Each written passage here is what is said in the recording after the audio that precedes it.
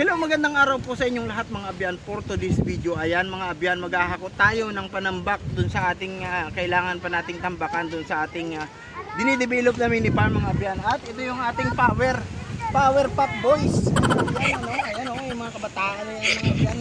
Tumutulong sa amin mga apo na yan ni si Siren. Mga apo, mga pamangkin. Mga apo pala to lahat.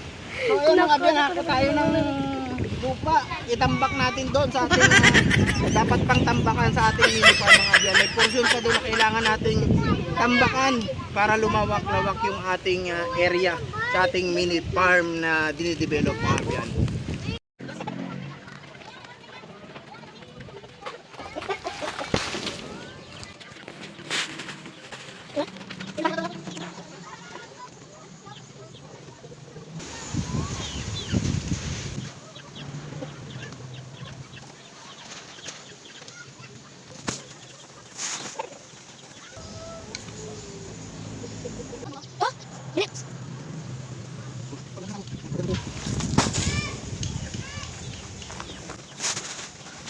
So ayan mga abyan, sa ngayon ito lang muna yung ating trabaho. Ayan mga abyan, kahit kunti lang pero meron tayong at least nagawa mga abyan. Kunting-kunti na lang yung ating tatambakan bukas kung lulubin ng Panginoon matapos na natin ito.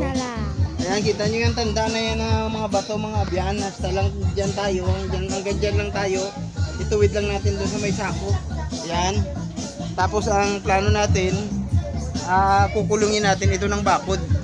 Para yung ating mga hayop, yung ating mga manok at pato kung lulubin ng Panginoon na makapaglagay na tayo ng pato dito, dito lang sila iikot-ikot. Hindi tayo mahihirapan na ipunin sila mga abyan. So salamat sa inyong pagsubaybay mga abyan sa aking mga vlog at sana po huwag kayong magsasawa ng suporta sa amin.